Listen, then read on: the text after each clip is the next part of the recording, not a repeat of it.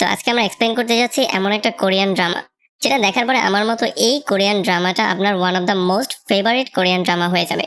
কারণ এই সিরিজটার মধ্যে প্রথমে আপনার মনে হবে যে প্রত্যেকটা এপিসোড হয়তো বা আলাদা আলাদাভাবে বানানো হয়েছে, কিন্তু যখন আপনি শেষে গিয়ে পৌঁছাবেন তখন আপনি দেখবেন এই প্রত্যেকটা ক্যারেক্টার একে অন্যের সাথে খুবই ভালোভাবে কানেক্টেড, আর তারা যার যার সিদ্ধান্তের ফল ভোগ করছে, মানে তাদের কার্মা ভোগ করছে। তো গল্পের শুরু হয় একটা পুরনো বিল্ডিং থেকে। আমরা দেখতে পারি এখানে একটা লোক আগুন জ্বালানোর প্রিপারেশন নিচ্ছিল। আসলে সে পুরো বিল্ডিংটার মধ্যে পেট্রোল ছিটিয়ে দিয়েছিল, আর সে অন্য একটা অপরিচিত লোককে মারার জন্য আগুন দেওয়ার প্রিপারেশন নিচ্ছিল। তবে একটু পরে আমরা দেখতে পারি পুরো বিল্ডিংটা আগুনে পড়ে যায়। আর এখান থেকে সিন একটু সামনে চলে আসে, যখন ফায়ার ফাইটার এসে আগুনগুলো নেভানোর ট্রাই করছিল। তবে অনেক কষ্টের পরেও যখন তারা আগুনগুলো কন্ট্রোলে আনতে পারছিল না, তখন তারা এভাবেই মধ্যে যাওয়ার সিদ্ধান্ত নেয়। এখানে তারা ফাইনালি সেই পোড়া লাশটা পেয়ে যায়। তবে তবুও তারা ভালো করে চেক করে বুঝতে পারে যে এখন পর্যন্ত এই লোকটা জীবিত আছে। এই জন্য তাকে দ্রুত হসপিটালে নিয়ে আসা হয়। এখানে যদিও তার শরীরের অবস্থা অনেক বেশি গুরুতর ছিল, তবুও একটা ফিমেল ডাক্তার তার চিকিৎসা করে, আর ফাইনালি তাকে সেভ করতে সফলও হয়ে যায়। তবে যখন সে জ্ঞান ফিরে পায় তখন তার নাম জিজ্ঞেস করার পরে সে তার নাম জে সিয়ং বলে। আর এই নামটা শোনার পরে সেই ফিমেল ডাক্তার যে তার চিকিৎসা করেছে সে তো পুরোপুরি শক্ত হয়ে যায়। মানে আমাদের দেখে মনে হচ্ছিল যে হয়তোবা সে তাকে খুব ভালো করেই চিনত। তবে আমাদেরকে এই সমস্ত ব্যাপারগুলো এখন ক্লিয়ার করা হবে না, যেটা আমরা সামনে গেলে আরো ভালো করে জানতে পারবো।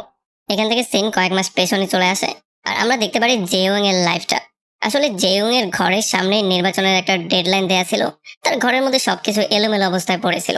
মানে তার লাইফস্টাইল দেখে আমাদের মনে হচ্ছিল যে সে খুবই অলস, অদক্ষ এবং এবং বেকুব টাইপের একটা লোক। আসলে সে কিছু বছর আগে লোন শার্কের থেকে অনেকগুলো টাকা হাওলাত নিয়েছিল, আর সেই টাকাগুলো এনে সে ক্রিপ্টোকারেন্সিতে ইনভেস্ট করে দিয়েছিল। আর এখন সে শুধুমাত্র অপেক্ষা করছে সেই দিনটার জন্য যখন তার এই টাকাগুলো ডাবল হয়ে যাবে। তবে আসলে টাকাগুলো ডাবল হওয়ার জায়গায় শুধু কমেই যাচ্ছিল। আর যেহেতু তার লোন পরিশোধ করার সময় অনেক আগেই ক্রস হয়ে গিয়েছে, এই জন্য লোন শার্ক তাকে বারবার করে এটার জন্য তাগাদা দিচ্ছিল। তবে যখন সে লোন শার্কের রিপিটেড কলও একবারও পিক করছিল না, তখন লোন শার্কের লোকজন এসে তাকে আচ্ছা রকম করে ধোলাই করে তাদের একটা সিক্রেট লোকেশনে নিয়ে যায়। এখানে তারা তাকে হুমকি দিয়ে বলে যে যদি সে 1 মাসের মধ্যে তাদের টাকাগুলো পরিশোধ না করে, তাহলে তারা তাদের শরীর থেকে প্রত্যেকটা অর্গান বের করে সেগুলো সেল করে দেবে। এরপর তার মোবাইলের মধ্যে 1 মাসের রিমাইন্ডার লাগিয়ে দিয়ে তারা তাকে লাথি মেরে একটা বাস স্ট্যান্ডে ফেলে দিয়ে চলে যায়। আর এখান থেকে শুরু হয়ে যায় এই গল্পের প্রথম টুইস্ট। পরদিন সকালবেলা যখন জেয়ং তার কর্মস্থলে চলে আসে, তখন আমরা দেখতে পারি তার একটা কলিগ এসে তাকে জিজ্ঞেস করা শুরু করে যে তার টাকাগুলো কবে ডাবল হবে। মানে আমরা জানতে পারি জেয়ং তার টাকাগুলো নিয়েও ক্রিপ্টোকারেন্সিতে ইনভেস্ট করে দিয়েছে, তবে এখন তাদের টাকা শুধু কমেই যাচ্ছে। আর তখনই তার নজর পড়ে গিলিয়ং এর উপরে।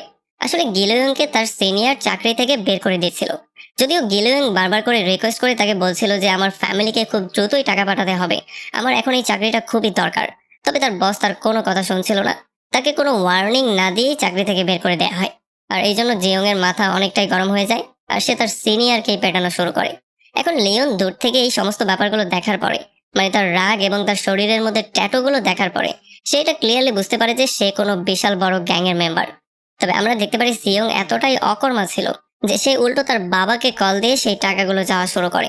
মানে লোনের টাকা পরিশোধ করার জন্য সে তার বাবাকে প্রেশারাইজ করা শুরু করে। তবে তখন সে জানতে পারে তার বাবার একটা কার দুর্ঘটনা হয়ে গেছে, আর এখন সে হসপিটালে ভর্তি আছে। এই জন্য সে দ্রুত চলে আসে তার বাবাকে দেখার জন্য হসপিটালে। এখানে যখন সে তার বাবাকে দেখতে পারে তখন সে বুঝতে পারে তার বাবা এখনো সুস্থই আছে।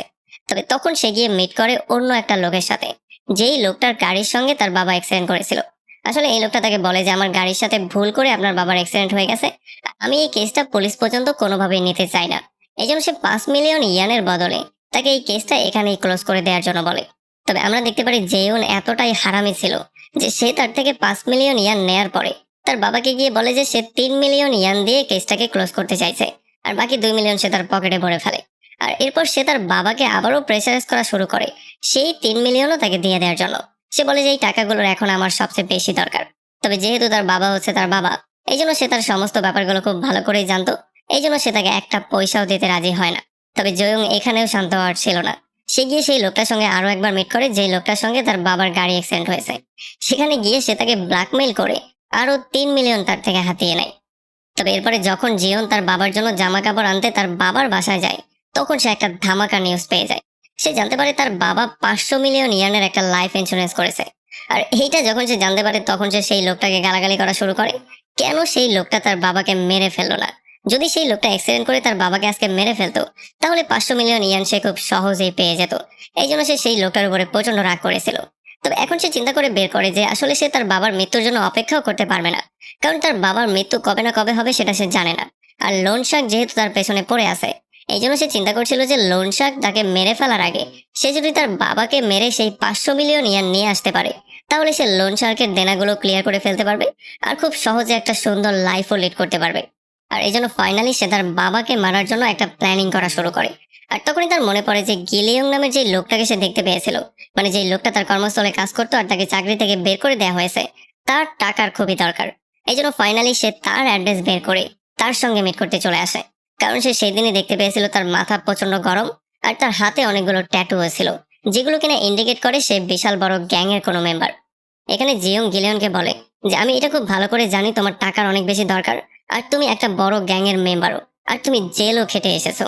সো এখন যদি তুমি আমার সাথে একটা ডিল করো, তাহলে আমি তোমাকে 7 মিলিয়ন ইয়ান দিতে পারি। তোমাকে শুধু আমার বাবাকে মেরে ফেলতে হবে, আর এই সমস্ত নাটকটা অ্যাক্সিডেন্টের মতো করে সাজাতে হবে। কারণ যদি 19 থেকে 20 হয়ে যায়, তাহলে সমস্ত সন্দেহটা আমার উপরে চলে আসবে। এরপর জিয়ং তাকে বলে যে আমি এমন একটা রাস্তা সম্পর্কেও জানি, যেই রাস্তা দিয়ে আমার বাবা চার্চ থেকে প্রতিদিন বাসায় ব্যাক করে, আর এই রাস্তায় কোনো সিসিটিভি ক্যামেরাও নেই। এখন যদি তুমি সেখানে তাকে মারতে পারো, তাহলে পুলিশ কোনো ঝামেলাও করতে পারবে না, আর খুব সহজেই একটা অ্যাক্সিডেন্ট হিসেবে ধরে আমার বাবার সমস্ত টাকাগুলো আমি পেয়ে যাব, আর সেখান থেকে আমি তোমাকে 7 মিলিয়ন ইয়ান দিয়ে দেবো। এখন যেহেতু বেচারা গিলিয়নের টাকার অনেক বেশি দরকার ছিল, এই জন্য সে তার কথায় খুব সহজেই রাজি হয়ে যায়। তবে গিলিয়ন এইটারও গ্যারান্টি চাচ্ছিল, যাতে করে জিয়ন পরবর্তীতে তার সাথে পোল্টি না মারে। এই জন্য সে তার কাছে গ্যারান্টি চায়। আর আমরা দেখতে পারি জিয়ং এই ব্যাপারটা আগে থেকেই জানতো। এই জন্য সে তার পকেটে করে একটা রেকর্ডিং ডিভাইসও নিয়ে এসেছিল, যেটার মাধ্যমে সে এখানে সমস্ত কনভারসেশন রেকর্ড করে ফেলে আর এই জিনিসটা গিলিয়নকে দিয়ে দেয়। মানে এখন তারা দুজন একই নৌকার যাত্রী হয়ে গেছে, তারা একে অন্যকে চাইলেও আর ধোকা দিতে পারবে না। আর যাওয়ার আগে সে তাকে বলে যায় যে এই ডিভাইসটা যখন আমি তোমাকে টাকা দিয়ে দেব, তখন আমাকে তোমার ফেরত দিতে হবে। তবে আমরা দেখতে পারি জিয়ং আসলে গিলিয়নের উপরে ভরসা করে বিশাল বড় একটা ভুল করে ফেলেছিল। কারণ তাদের মধ্যে ডিল হয়েছিল কাজ শেষ করার আগ পর্যন্ত তারা একে অন্যের সাথে কোনোভাবেই দেখা করবে না। তবে পরদিন সকালবেলায় গিলিয়ন চলে আসে জিয়ং এর সঙ্গে মিট করার জন্য। আসলে হারামি গিলিয়ন এই জিনিসটা কোনোভাবে জেনে গিয়েছিল যে জিয়ং এর বাবার যে ইন্স্যুরেন্সের টাকাগুলো জিয়ন পাবে, সেটার অ্যামাউন্ট কম না, সেটার অ্যামাউন্ট হচ্ছে 500 মিলিয়ন। এই জন্য এখন আর সে 7 মিলিয়নে কোনোভাবেই রাজি হতে চাইছিল না, সে এটার জন্য 150 মিলিয়ন চাইছিল। আর বেচারা জিয়ংকেও এটার জন্য রাজি হতে হয়, কারণ যদি সে রাজি না হয়, তাহলে গিলিয়ন সেই রেকর্ডিংটা নিয়ে সোজা পুলিশের কাছে সারেন্ডার করবে। এখন যেহেতু গিলিয়ন আজকে রাতের বেলায় সেই প্ল্যানিংটাকে এক্সিকিউট করার প্ল্যানিং করেছিল, এই জন্য জিয়ং আজকে রাতটা পুরোপুরিভাবে সাক্ষীর সামনে পার করতে চাইছিল। এই জন্য সে ইচ্ছা করে তার একটা বন্ধুকে ইনভাইট করে একটা রেস্টুরেন্টে নিয়ে যায় আর তার সঙ্গে খাবার দাবার খাওয়া শুরু করে। তবে যখন তার বন্ধু একটা ইমার্জেন্সি কাজে সেখান থেকে বেরিয়ে চলে যায়, তখন সে একটা হোটেলে চলে আসে। আর সেখান থেকে সময় পার করার পরে সে সোজা একটা রেস্টুরেন্টে চলে আসে। এখানে সে এসে ওয়েটারের একেবারে সামনে বসে আর তার সঙ্গে একটু আই কন্টাক্ট করার ট্রাই করে, যাতে করে ওয়েটারের তার ফেসটা চেনা হয়ে যায়। আর পরবর্তীতে যখন পুলিশ ইনভেস্টিগেশন করবে, তখন এই ওয়েটার সাক্ষী দিতে পারে যে সে আসলে এখানেই ছিল। এরপরে পুরোটা রাত জিয়ং শুধুমাত্র গিলিয়নের কলের জন্য অপেক্ষা করছিল, যে কখন সে কল দিয়ে কনফার্ম করবে যে তার বাবার মৃত্যু হয়ে গেছে। তবে সে সারা রাত অপেক্ষা করেও কোনো কলই পায় না। কিন্তু পরদিন সকালবেলা যখন সে কর্মস্থলে চলে যায়, তখন তাকে পুলিশ কল দিয়ে জানায় যে কালকে রাতে একটা গাড়ি দুর্ঘটনায় তার বাবার মৃত্যু হয়ে গেছে। বাস এতটুকুর অপেক্ষায় তো জিয়ং করছিল। এই জন্য সে দৌড়ে চলে আসে হসপিটালের বাথরুমে আর সেখানে গিয়ে কান্নাকাটি করার প্র্যাকটিস করা শুরু করে। আর ভালোভাবে প্র্যাকটিস করার পরে ফাইনালি সে তার বাবার সামনে গিয়ে কান্নার নাটক করা শুরু করে। তবে আসলে এই সিরিজের নাম কার্মা এমনি এমনি দেয়া হয়নি। একটু পরেই একটা পুলিশ অফিসার এসে তাকে এই খবরটা জানিয়ে দেয় যে তার বাবার আসলে অ্যাক্সিডেন্টে মৃত্যু হয়নি, তার বাবাকে মার্ডার করা হয়েছে। একটা সাক্ষী এই সমস্ত ব্যাপারগুলো নিজের চোখ দিয়ে দেখতে পেয়েছে। আসলে তারা প্রথমে অ্যাক্সিডেন্ট করার পরে গাড়িকে আবারও রিভার্স গিয়ারে দিয়ে তাকে ধাক্কা দিয়েছিল, আর পরবর্তীতে গাড়ি থেকে বের হয়ে তারা এইটাও কনফার্ম করেছিল যে তার মৃত্যু হয়েছিল কিনা। আর এই সমস্ত ব্যাপারগুলো সেই সাক্ষী দেখতে পেয়েছিল যে কিনা তার বাবার গরিব একটা বন্ধু ছিল, আর প্রায় সময় তারা দুজন চার্চে একসাথে আসা যাওয়া করত। আর এই জিনিসটা শোনার পরে জিয়ং পুরোপুরি শক্ট হয়ে যায়, কারণ এখন যদি এটা অ্যাক্সিডেন্ট না হয়ে একটা মার্ডার হয়ে যায়, তাহলে সে সেই ইন্স্যুরেন্সের টাকাগুলো আর ওঠাতে পারবে না। আর যদি মার্ডার কেসে পুলিশ ভালোভাবে কোনো ক্লু পেয়ে যায় বা গিলিয়নকে অ্যারেস্ট করতে সক্ষম হয়ে যায়, তাহলে তার অবস্থাও খারাপ হয়ে যাবে। তবে এই সিরিজের প্রথম টুইস্টটা এখন পর্যন্ত জিয়ং এর জন্য ওয়েট করছিল। আসলে পুলিশ তাকে বলে যে আমরা এই জিনিসটাকে হত্যা এই জন্য মানছি কারণ তোমার বাবার লাশটা দূরে একটা পাহাড়ের মধ্যে পোতা অবস্থায় পাওয়া গেছে। আর এইটা শোনার পরে তো তার অবস্থা আরো খারাপ হয়ে যায়, কারণ সে এই জিনিসটা বুঝে গিয়েছে যে বিশাল বড় একটা গরমিল হয়ে গেছে আর তার কপালে ভারী দুঃখ আছে। আর এরপর আমাদেরকে দেখানো হয় কিভাবে জেয়ং এর বাবার লাশটা পাওয়া গিয়েছিল। আসলে আমরা দেখতে পারি একটা ব্লগার পাহাড়ে যখন ব্লগিং বানাচ্ছিল তখন হঠাৎই সে দেখতে পারে কুকুর কিছু একটা খুঁড়ে খুঁড়ে খাওয়ার ট্রাই করছে। আর যখন সে সেটার কাছে যায় তখন সে দেখতে পারে এটা আসলে একটা মানুষের লাশ ছিল, আর এই লাশটাই ছিল জেয়ং এর বাবার লাশটা। এরপরে এখান থেকে গল্প চলে আসে সেকেন্ড চ্যাপ্টারের দিকে, মানে 2 নম্বর গল্পটার দিকে। এখন আপনার মনে হতে পারে দুইটা গল্প সম্পূর্ণ আলাদা, কিন্তু যতই আপনি সামনের দিকে আগাবেন ততই আপনি দেখবেন শুধু এই দুইটা গল্প না, সামনে যতগুলো গল্প আসবে প্রত্যেকটা গল্পই একে অন্যের সাথে খুবই ভালোভাবে কানেক্টেড। এখানে আমরা স্যাংউন নামের একটা ডাক্তারকে দেখতে পারি, যে কিনা অনেক বড় একজন ডাক্তার ছিল। তার বিশাল বড় একটা ক্লিনিক ছিল আর তার কাছে অনেক বেশি টাকাও ছিল। সে এখন ইউজং নামের একটা মেয়ের সঙ্গে ডেট করার জন্য এসেছিল। তবে ডেটের পরে যখন সে বাসায় ব্যাক করার ট্রাই করছিল তখন ইউজং একটু হার্নি মোড়ে ছিল। এই জন্য সে তাকে কানে কানে বলে যে আজকে আমি তোমার সাথে একটা রাত পার করতে চাইছিলাম, তো কেননা আমরা একটা হোটেলে গিয়ে থাকি। আর আমরা দেখতে পারি যে স্যাংউংও এটার জন্য রাজি হয়ে যায় আর পরবর্তীতে তারা একটা হোটেলও বুক করে ফেলে। এখানে স্যাংউন খুব ভালো করেই জানতো তাকে একটু পরে ড্রাইভ করতে হবে, এই জন্য সে কোনোভাবেই নেশা করতে চাইছিল না। তবে ইয়াং অনেক বেশি জোরাজোরি করে তাকে একটু নেশা করিয়ে দেয়, যেই জন্য তার অবস্থা অনেকটাই খারাপ হয়ে যায়। আর পরবর্তীতে খুবই সুন্দর একটা রাত পার করার পরে তারা দুজনেই শুয়ে পড়ে। তবে গভীর রাতে ইউজং এর কাছে তার বন্ধুর কল চলে আসে, যে বলে তার বাবার মৃত্যু হয়ে গেছে। এই জন্য ইউজং প্রচন্ড আপসেট হয়ে যায়, কারণ তার বেস্ট ফ্রেন্ডের বাবার মৃত্যু হয়ে গেছে। এই জন্য তাকে যে কোনো ওয়েতে এখনই এখান থেকে বেরোতে হবে। তবে যেহেতু স্যাংউং নেশা করেছিল এই জন্য সে কোনোভাবেই গাড়ি চালাতে চাইছিল না, সে একটা ড্রাইভার ম্যানেজ করে দেওয়ার ট্রাই করছিল। তবে ইউজং এর কাছে এই ব্যাপারটা একেবারেই ভালো লাগে না, কারণ এত রাত হয়ে যাওয়ার পরেও সে কোনোভাবেই তাকে ড্রপ করতে দিয়ে আসতে চাইছে না, বরং সে একটা অপরিচিত ড্রাইভারের কাছে তাকে ছেড়ে দেওয়ার প্ল্যানিং করছে। এই ব্যাপারগুলোর জন্য সে প্রচন্ড রাগ করে সেখান থেকে চলে যাওয়ার ট্রাই করে। আর তার এমন রাগারাগি দেখার পরে ফাইনালি সে নেশা অবস্থায় হলেও গাড়ি চালানোর সিদ্ধান্ত নেয়। এখন ইউজং এর মনে হচ্ছিল যে সে হয়তোবা স্যাংউনকে একটু বেশি কষ্ট দিচ্ছে, এই জন্য সে যাত্রার পথে তাকে একটু রিলিফ দেওয়ার ট্রাই করে। তবে স্যাংউন কোনোভাবে এগুলো করতে চাইছিল না, কারণ এখন যেহেতু সে ড্রাইভ করছে, এখন যদি সে অন্য কিছু করার ট্রাই করে তাহলে তার মনোযোগ বিচ্ছিন্ন হয়ে যেতে পারে। তবে ইউজং একটু বেশি মরেছিল, এই জন্য সে জোর করে তাকে কিস করা শুরু করে। তবে এরপরে সে যেটা চিন্তা করেছিল তার সাথে ঠিক সেটাই হয়, সে তার গাড়ি দিয়ে একটা লোককে উড়িয়ে ফেলে। আর যখন সে গিয়ে সেই লোকটাকে চেক করে তখন সে জানতে পারে সেই লোকটার মৃত্যু হয়ে গেছে। এখন এই সমস্ত ব্যাপারগুলো দেখার পরে তার মাথা প্রচন্ড গরম হয়ে যায়, এই জন্য সে ইউজং এর উপরে চিল্লাচিল্লি করা শুরু করে। সে তাকে বলছিল যে আমি তোমাকে বারবার করে বললাম আমি মদ খাবো না, কারণ আমাকে ড্রাইভ করতে হবে, কিন্তু তুমি জোর করে আমাকে খাইয়ে দিয়েছো। এখন দেখো তোমার সামনে পরিণতি কি হয়েছে। এখন ইউজং তাকে পরামর্শ দিচ্ছিল পুলিশকে দ্রুত কল দিয়ে নিয়ে আসার জন্য। তবে স্যাংউন এমনটা কোনোভাবেই করতে চাইছিল না, কারণ যেহেতু সে মদ খেয়ে মাতাল অবস্থায় ছিল এই জন্য তার উপরে ড্রিঙ্ক অ্যান্ড ড্রাইভের কেস লাগতে পারতো, যেই জন্য তাকে জেলও খাটতে হতে হতো। কারণ শুধুমাত্র সে ড্রিঙ্ক অ্যান্ড ড্রাইভই করেনি, বরং একটা লোককে মেরেও ফেলেছে। এখন তারা কি করবে এই ব্যাপারটা যখন তারা ডিসকাশন করছিল তখনই তাদের দিকে একটা গাড়ি আসা শুরু করে। এই জন্য তারা টেম্পোরারি লাশটাকে কোনো রকমের রাস্তা থেকে সাইডে নিয়ে লুকিয়ে ফেলে। এখন এই গাড়ির লোকজন যখন তাদেরকে রাস্তায় দাঁড়িয়ে থাকতে দেখতে পারে তখন তারা গাড়ি থামিয়ে তাদেরকে সাহায্য করার ট্রাই করে, মানে তারা জানতে চাচ্ছিল যে তাদের কোনো সমস্যা হয়েছে কিনা। তবে স্যাংউং তাদেরকে কোনোভাবে কনভিন্স করতে সফল হয়ে যায়, এই জন্য ফাইনালি তারা গাড়ি স্টার্ট করে সেখান থেকে বেরিয়ে চলেও যায়। তবে যাওয়ার সময় গাড়ির এই ছেলেটা তার গার্লফ্রেন্ডের কাছে অদ্ভুতই একটা কোয়েশ্চেন করে। সে তাকে জিজ্ঞেস করে তুমি কি পিকচার ক্লিক করেছিলে? তখন তার গার্লফ্রেন্ড বলে যে পিকচার ক্লিক করার সময়ই আমি পাইনি। এখন এখানে যা কিছু হচ্ছে এই সমস্ত ব্যাপারগুলো দেখার পরে আপনি একটু কনফিউজ হয়ে যেতে পারেন, তবে যতই আমরা আস্তে আস্তে করে সামনের দিকে আগাবো ততই সমস্ত ব্যাপারগুলো পানির মতো পরিষ্কার হয়ে যাবে। তো এরপরে স্যাংউইন সেই লাশটাকে রাস্তার পাড়ে গর্ত করে পুঁতে ফেলার প্ল্যানিং করা শুরু করে। তবে ইউজং তাকে বারবার করে না করছিল, কারণ যদি সে এমন কিছু করে ফেলে আর পরবর্তীতে লাশটা পাওয়া যায় তাহলে তারা দুজনই ফেসে যেতে পারত। তবে যতক্ষণে তারা কোনো একটা সিদ্ধান্তে যেত তারা দেখতে পারে তখনই তাদের পাশ দিয়ে একটা লোক চলে যাচ্ছিল, যে কিনা হয়তোবা তাদের সমস্ত কথাবার্তা শুনে ফেলেছে। এই জন্য স্যাং প্রচন্ড রাগের মাথায় গিয়ে তার উপরেও আক্রমণ করে দেয়। আর রাস্তায় একটা গার্বেজ ট্রেনের সাথে তার মাথায় ধাক্কা লাগার জন্য সেও সেখানে বেহুশ হয়ে পড়ে যায়। যদিও স্যাংওয়েনের মনে হয়েছিল যে হয়তোবা এই লোকটা মারা গিয়েছে, এই জন্য সে এই লাশটাকেও তার গাড়ির ডিকির মধ্যে ভরার সিদ্ধান্ত নেয়। আর এই সমস্ত ব্যাপারগুলোতে তার মাথা অনেক বেশি গরম হয়ে যায়, কারণ এখন সে শুধুমাত্র একটা না বরং দুইটা খুন করে ফেলেছে। আর লাশগুলোকে তাকে যেই কোনো ওয়েতে কোনো একটা জায়গায় নিয়ে ফেলতেই হবে, যাতে করে কোনোভাবেই সন্দেহটা তাদের উপরে চলে না আসে। তবে ইউজং তার এই সমস্ত প্ল্যানিং গুলোতে একেবারেই হ্যাপি ছিল না। তবে সে আসলে কি বা করতে পারতো, এই জন্য বাধ্য হয়ে সে তার সমস্ত প্ল্যানিং এ সঙ্গ দেওয়ার সিদ্ধান্ত নেয়। তো এরপরে যখন স্যাঙ্গুইন এই লাশগুলো নিয়ে পাহাড়ের কোনো একটা জায়গার দিকে যাচ্ছিল, তখন হঠাৎই গাড়ির মধ্যে থাকা দ্বিতীয় ব্যক্তি তার জ্ঞান ফিরে পেয়ে যায়। মানে সেই লোকটার মৃত্যু হয়নি, সে এখন জ্ঞান ফিরে পেয়ে যখন নিজেকে ডিকির মধ্যে দেখতে পারে, তখন সে তার নিজের জীবনটা ভিক্ষা চাওয়া শুরু করে। তবে তখন স্যাঙ্গুইন এই ব্যাপারটা নিয়ে চিন্তা ভাবনা করছিল যে এখন আসলে তার কি করা উচিত, তার কি এই লোকটাকে মেরে ফেলা উচিত কিনা, কারণ সেই হচ্ছে একমাত্র সাক্ষী যে কিনা তাকে জেলে পর্যন্ত পাঠাতে পারে। তবে অনেকক্ষণ ওয়েট করার পরে ফাইনালি স্যাঙ্গুইন তার ব্রেইনের ইউজ করার সিদ্ধান্ত নেয়।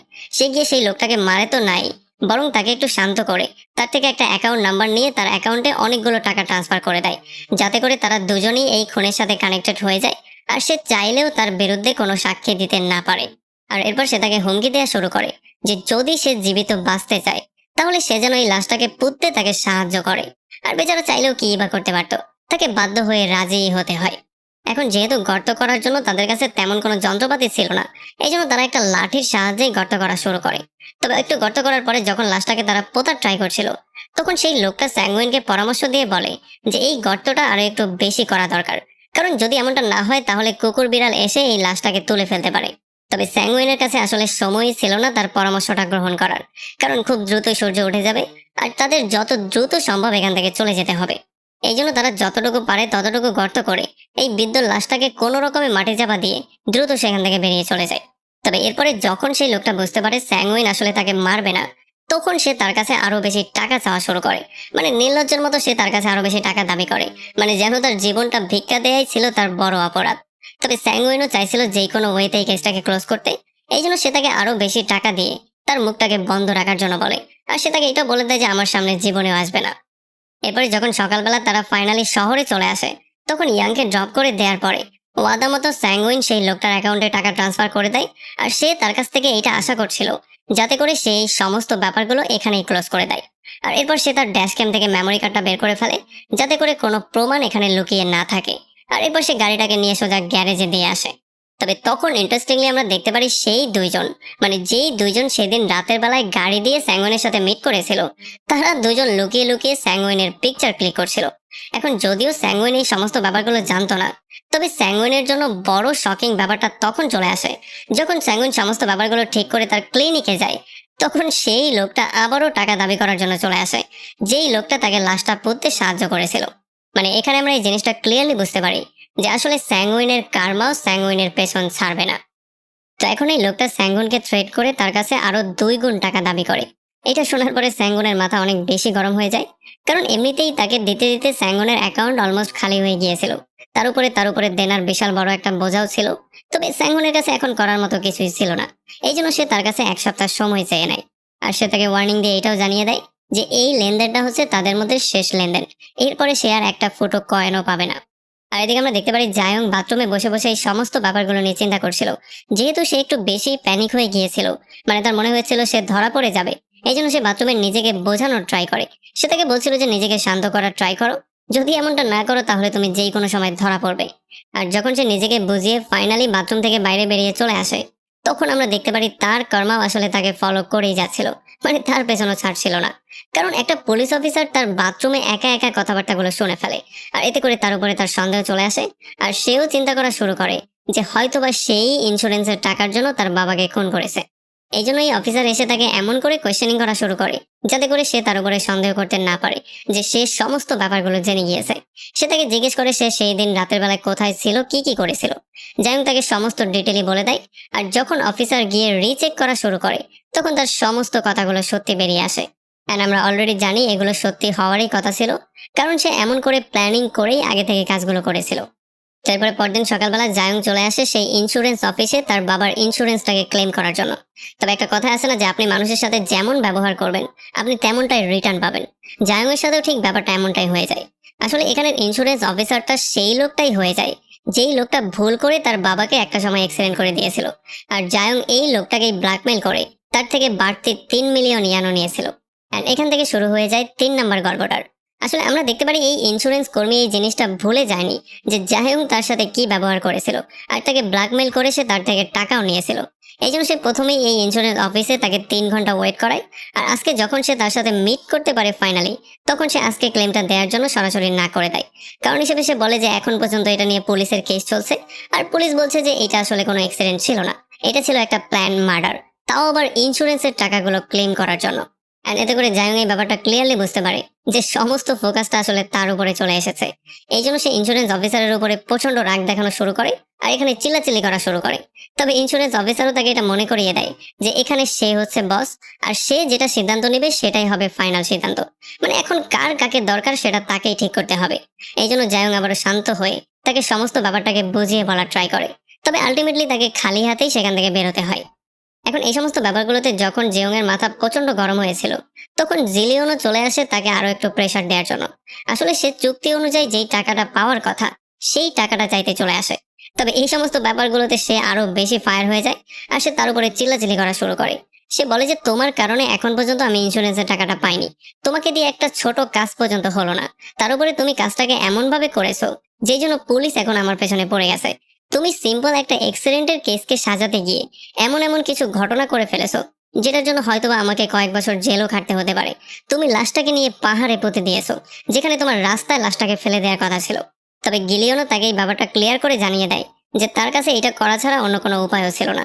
কারণ তার বাবাকে 2বার গাড়ি দিয়ে ধাক্কা মারার পরেও তার বাবার মৃত্যু হচ্ছিল না। আর তাছাড়া সে তার চেহারাটাকেও খুবই স্পষ্টভাবে দেখে ফেলেছিল। এই জন্য তাকে বাধ্য হয়েই পাহাড়ে নিয়ে পুঁততে হয়েছে।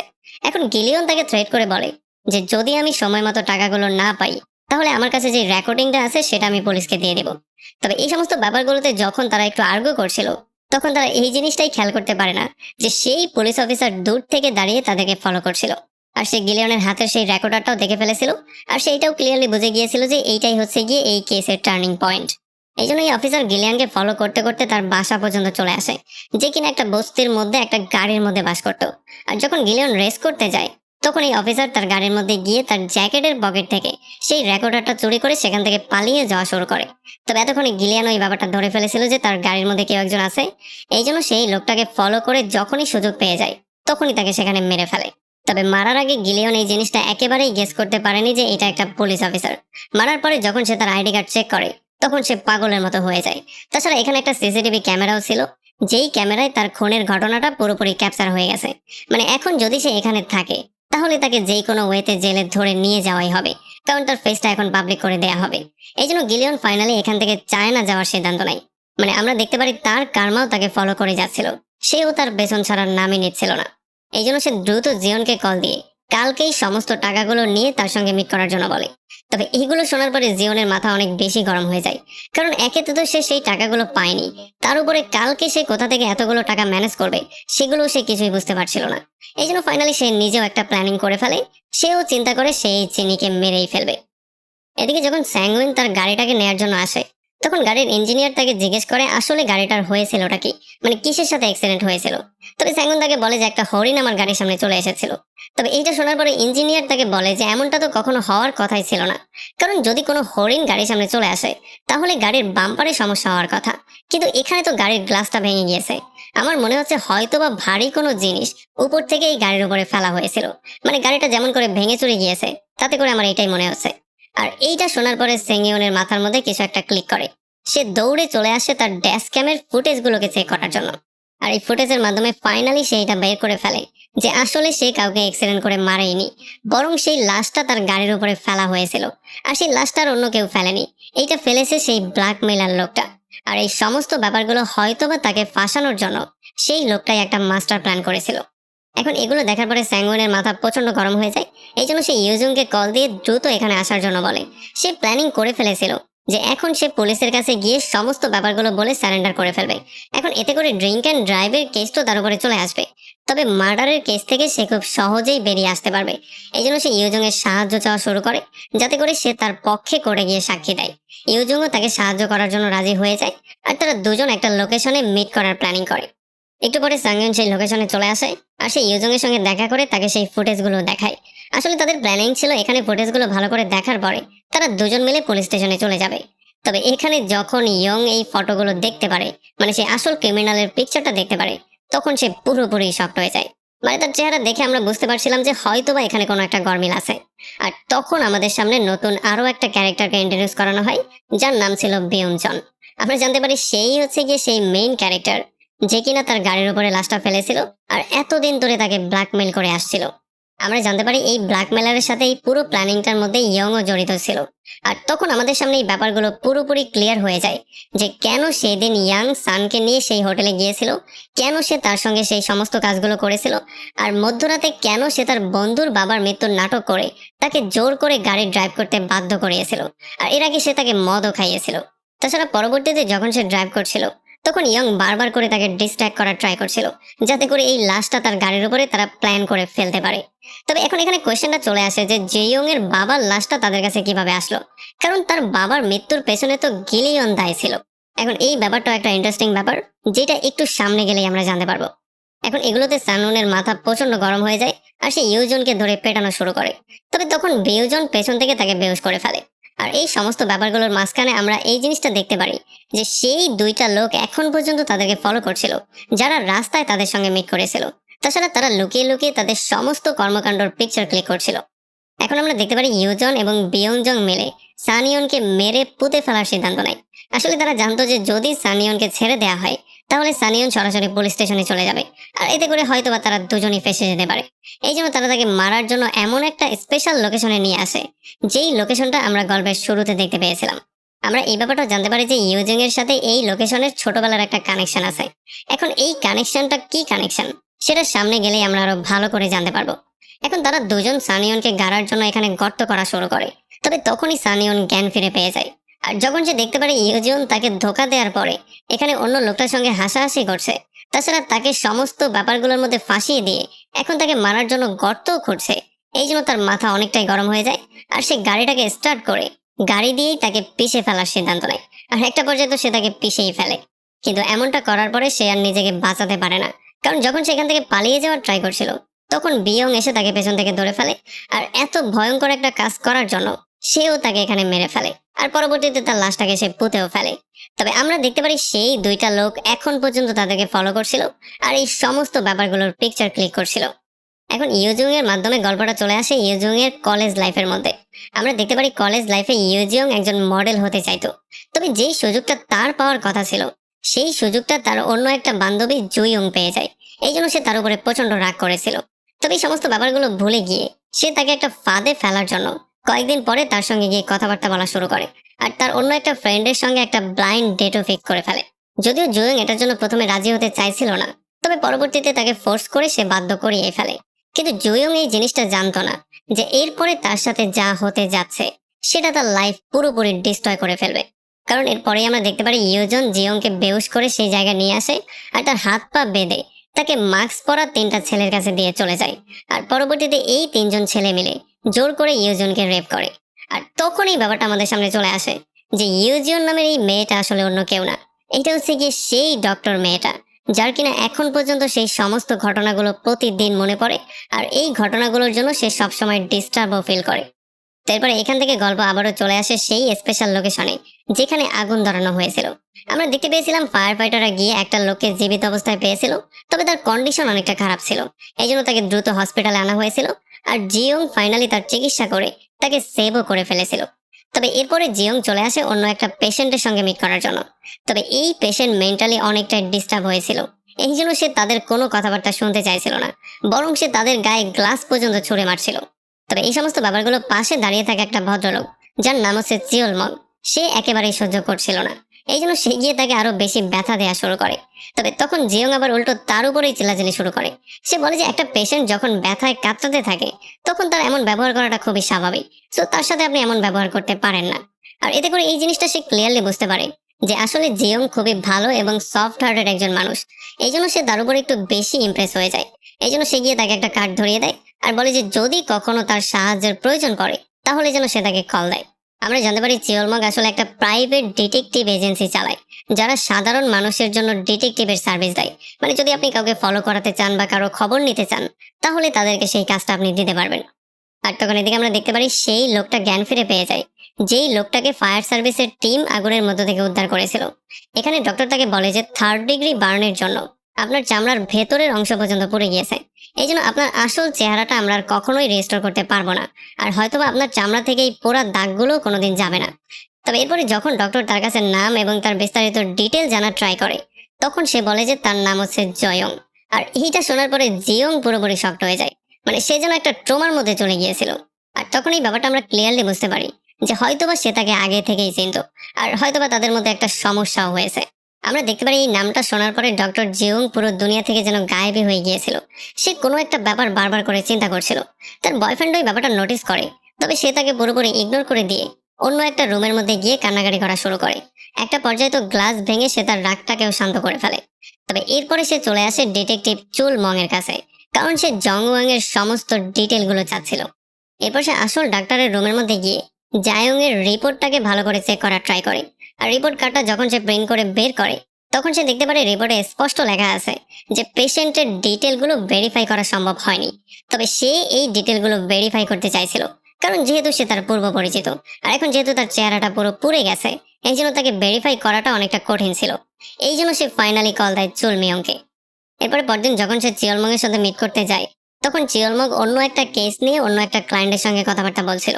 আর এটা শেষ করে যখন সে তার সাথে কথাবার্তা শুরু করে, তখন জুয়াং বলে যে আমি 3টা লোকের খোঁজ খবর নিতে চাই। আমি শুধু এতটুকু জানতে চাই তারা এখন কোথায় আছে এবং কি করছে।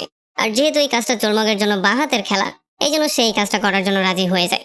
তবে এরপরে যখনই জিয়ং এখান থেকে চলে যায়, তখন আমরা দেখতে পারি এখানে সেই দুইজন চলে আসে, যেই দুইজন সাংইয়ং এবং ইয়াংকে ফলো করছিল। মানে তারা লুকিয়ে লুকিয়ে তাদের পিকচার ক্লিক করছিল। এতে করে এই জিনিসটা আমরা ক্লিয়ারলি বুঝতে পারি যে তারা দুজনও সিক্রেট ডিটেকটিভ। মানে তারাও চুলমকের জন্যই কাজ করে। আর হয়তোবা কোনো ক্লায়েন্টের রিকোয়ারমেন্ট ফুলফিল করার জন্য, মানে কোনো ক্লায়েন্টের বলাতেই তারা গিয়ে তাকে ফলো করছিল আর দূর থেকে তাদের পিকচারগুলোকে ক্লিক করছিল। এরপরে তাদের তিনজনের মধ্যে অন্য একটা ক্লায়েন্ট নিয়ে কথাবার্তা শুরু হয়ে যায়, যার হাজবেন্ড একটা দুর্ঘটনায় মারা গিয়েছে। এই জন্য একজন ভালো মানুষ হিসেবে চিয়লমক তার ফিসের যতগুলো টাকা সে পেয়েছিল, মানে সেই মহিলার থেকে যে টাকাগুলো পেয়েছিল, সেগুলো সে তাকে রিটার্ন করে দেয়। সে বলে যে এখন এই টাকাগুলো সবচেয়ে বেশি তার দরকার। আসলে আমরা জানতে পারি চিয়লমক একটা সময় বড় একজন পুলিশ অফিসার ছিল, তবে মিথ্যা একটা ঘুষের কেসে তাকে চাকরি থেকে বহিষ্কার করা হয়েছে। যদিও সে ঘুষটা নেয়নি, তবে সেটা সম্পূর্ণ অপরাধ তাকে ভোগ করতে হচ্ছিল। আর এই জন্যই পরবর্তীতে সে পার্সোনাল ডিটেকটিভের কাজ শুরু করেছিল। তবে সেখানে এখন পর্যন্ত তার যেই বন্ধু বান্ধবরা ছিল, তারা তাকে অনেক বেশি সম্মান করত। এই জন্য সেখান থেকে একটা ডিটেকটিভ চলে আসে তার সঙ্গে মিট করার জন্য, আর তাকে এই কেসটায় সাহায্য করার প্রতিশ্রুতি দেয়, বিশেষ করে সেই তিনজনকে খুঁজে বের করা এবং তারা কি করে সেগুলো জানার ক্ষেত্রে। এখন চিয়লমকের প্রথমে মনে হচ্ছিল যে হয়তোবা এটা নর্মাল একটা কেস, তবে যখন সে কেসের ডিটেলগুলো ভালো করে চেক করে, তখন সে পুরোপুরি শক্ট হয়ে যায়। কারণ সে জানতে পারে এই তিনজন হচ্ছে সেই 3টা মাস্ক পরা লোক, যারা কিনা জয়ংকে জোর করে রেপ করেছিল। আর তাদের মধ্যে জিয়ংও ছিল একজন। আর এখন এই ব্যাপারটা আমরা ক্লিয়ারলি জানতে পারি যে জিয়ং এর বাবা কেন সবসময় চার্চে গিয়ে বসে থাকতো। আসলে সে তার ছেলের এই দোষটা কোনোভাবেই মেনে নিতে পারছিল না। সে এটা খুব ভালো করেই জানতো যে তার ছেলে একটা নিরীহ মেয়েকে রেপ করেছে, যেটার জন্য তার বিরুদ্ধে মামলা হয়েছিল আর পরবর্তীতে সে জেলও খেটেছিল। তবে তার বাবা সবসময় গডের কাছে তার ছেলের জন্য মাপ চাইতো। আর তখন এই ব্যাপারটা আমরা বুঝতে পারি যে জিয়ং আসলে এমন একটা লোককে সেভ করেছে, যার জন্যই তার জীবনটা ডিস্টার্ব হয়ে গিয়েছিল। আর এখন সে বেঁচে আছে একজন মৃত মানুষের মতো। এরপরে জায়ং এর কাছে জিজ্ঞাসাবাদ করার জন্য 2টা অফিসার চলে আসে। আর তারা তাকে জিজ্ঞেস করে যে তুমি আসলে সেই বিল্ডিং এর মধ্যে গিয়েছিলে কিভাবে। তখন জায়ং তাদেরকে বলে যে আমি আসলে সেই বিল্ডিং এর মধ্যে যাইনি, আমাকে জোর করে নেওয়া হয়েছিল। আর যখন আমি জ্ঞান ফিরে পেয়েছিলাম, তখন আমি দেখতে পেয়েছিলাম একটা চেয়ারের সঙ্গে আমার হাত পা বাঁধা অবস্থায় আছে, আর আমার সামনে 2টা লোক মারামারি করছিল। হয়তোবা তাদের মধ্যে কোনো সমস্যা হয়েছিল। আর পরবর্তীতে যখন আমি আবারও জ্ঞান ফিরে পাই, তখন আমি দেখতে পেয়েছিলাম আমি হসপিটালের বেডে পড়ে আছি। আর এরপরে সিন চলে আসে জুয়ং এর সেই ভয়ঙ্কর ঘটনাটার দিকে, যেই ঘটনাটার জন্য তার লাইফটা পুরোপুরি ডিস্টার্ব হয়ে গিয়েছিল। আসলে এটা ছিল সেই সময় যখন তারা কলেজে পড়ালেখা করত। আর ইয়াংজুন তার জন্য একটা ব্লাইন্ড ডেট ফিক্স করেছিল। আর সেই ব্লাইন্ড ডেটটার অন্য কেউ ছিল না, সেটা ছিল জায়ং নামের এই লোকটা। আসলে জায়ং তার কথার জাদুর মাধ্যমে জুয়ংকে ফাঁসিয়ে ফেলেছিল, যে জন্য জুয়ং প্রথম দিন থেকেই তাকে পছন্দ করা শুরু করেছিল। তবে তখনই 2টা মাস্ক পরা লোক এসে তাদের উপর আক্রমণ করে দিয়ে জুয়ংকে জোর করে ধরে সেখানে নিয়ে গিয়েছিল। আর পরবর্তীতে তার সাথে কি হয়েছিল সেটা তো আমরা একটু আগেই জানলাম। তবে যখন পুলিশ এই কেসটা নিয়ে ইনভেস্টিগেশন করা শুরু করে, তখন খুব শীঘ্রই পুলিশ জানতে পারে যে এই মাস্কের পেছনে আসলে কারা ছিল। আর যখন জিয়ং জায়ংকেও এই তিনজনের মধ্যে দেখতে পারে, তখন সে বিশাল বড় একটা শক খেয়ে যায়। কারণ সে তার সঙ্গে নাটক করে তাকে ট্রিক্স করে সেই পর্যন্ত নিয়ে গিয়েছিল। আর তখনই জিয়ং এর কাছে চিয়লমগের কল চলে আসে। আর সে তাকে বলে যে যেই তিনজনের খোঁজখবর আপনি নিতে বলেছিলেন, তাদের মধ্যে 2জনের অলরেডি মৃত্যু হয়ে গেছে। প্রথম যে আসামি ছিল সে একটা কেসে যখন জেলে গিয়েছিল আর জেলের মানুষজন তার সেই রেপ কেসটা সম্পর্কে জানতে পেরেছিল, তখন তারা সবাই তাকে টর্চার করা শুরু করেছিল, যে জন্য একটা সময় সে সহ্য করতে না পেরে ফাঁসি দিয়ে মারা গিয়েছিল। আর 2 নম্বর লোকটা ড্রাগ ওভারডোজের জন্য একটা সময় মারা গিয়েছিল। তবে 3 নম্বর যে লোকটা ছিল মানে জায়ং নামের সেই লোকটা, তার জীবনটাও পুরোপুরি জাহান্নাম হয়ে আছে। মানে সে যেই চাকরি নেয় খুব বেশি দিন সে সেখানে টিকতে পারে না, বিভিন্ন জায়গায় দৌড়ে দৌড়ে সে চাকরি খুঁজে বেড়ায়। আর তাছাড়া বর্তমানে সে আপনার হসপিটালেই, আপনার আন্ডারেই কোনো একটা বেডের মধ্যে আছে। আর এইটা শোনার পরে জেয়ং এই জিনিসটা ক্লিয়ারলি বুঝতে পারে যে আসলে সে যেই লোকটার চিকিৎসা করছিল সেই হচ্ছে সেই জায়ং, যে কিনা তার জীবনটা ডিস্ট্রয় করে দিয়েছিল। তবে এখন এখানে কোয়েশ্চেন চলে আসে যে আসলে জায়ং সেখানে গিয়েছিল কিভাবে এবং তার কি এমন শত্রু আছে যে তাকে জীবিত পুড়িয়ে ফেলতে যাচ্ছিল। তবে যেহেতু জিয়ং তাকে মারার জন্য আগে থেকেই রেডি হয়ে বসেছিল, এই জন্য সে তার চাকরির কথাবার্তা চিন্তা না করে একটা ছুরি নিয়ে গিয়ে তাকে একটা নির্মম মৃত্যু দেয়। তবে পরক্ষণে আমরা দেখতে পারি এটা আসলে জিয়ং এর একটা কল্পনা ছিল, যেটা সবসময় তার মাথার মধ্যে চলতো, তবে বাস্তবায়ন করার সাহস তার ছিল না। তবে তখন আবার জায়ং আরো একটা খারাপ খবর পেয়ে যায়। সে জানতে পারে তার স্বপ্নটা কোনোদিনও সে পূরণ করতে পারবে না, কারণ জায়ং জোর করে হসপিটাল থেকে ডিসচার্জ নিয়ে নিয়েছে। তবে যখন সে চলে যাচ্ছিল তখন লিফটে এসে জায়ং তাকে কনফার্ম করে। সে তাকে জিজ্ঞেস করে যে তুমি কি আমাকে চিনতে পারছো কিনা, চিনতে পারলে তুমি আমার সঙ্গে কথা কেন বলছো না। তবে আমরা দেখতে পারি জায়ং তাকে চিনতে সরাসরি না করে দেয়। তবে জিয়ং এই ব্যাপারটা খুব ভালো করেই জানতো যে সে তাকে অবশ্যই চেনে, আর এত সহজেও সে তার পিছু ছাড়বে না। মানে জায়ং যেই কাজগুলো করেছে সেগুলো তার কর্মা হিসেবে রিটার্ন দেওয়ার জন্য জিয়ংকে যা করতে হয় সে সেটাই করবে। আর তখন এদিকে আমরা দেখতে পারি বিউজুং স্যাংকে মারার পরে তাকে সেই গর্তের মধ্যেই পুঁতে ফেলে, যেই গর্তটা তার জন্যই খোঁড়া হয়েছিল। আর এরপর সে সেখান থেকে তার নিজের গাড়িটা নিয়ে বেরিয়ে স্যাংউর গাড়িটা নিয়ে সেখান থেকে অন্য কোথাও চলে যায়। আর তখন সিন চলে আসে একটা অপরিচিত প্রেগনেন্ট মহিলার কাছে। আসলে সে ডিটেকটিভ চুলমুকে হায়ার করেছিল তার হাজবেন্ডের উপরে নজরদারি করার জন্য, কারণ তার সন্দেহ ছিল যে হয়তোবা তার হাজবেন্ড তার সঙ্গে চিটারি করছে।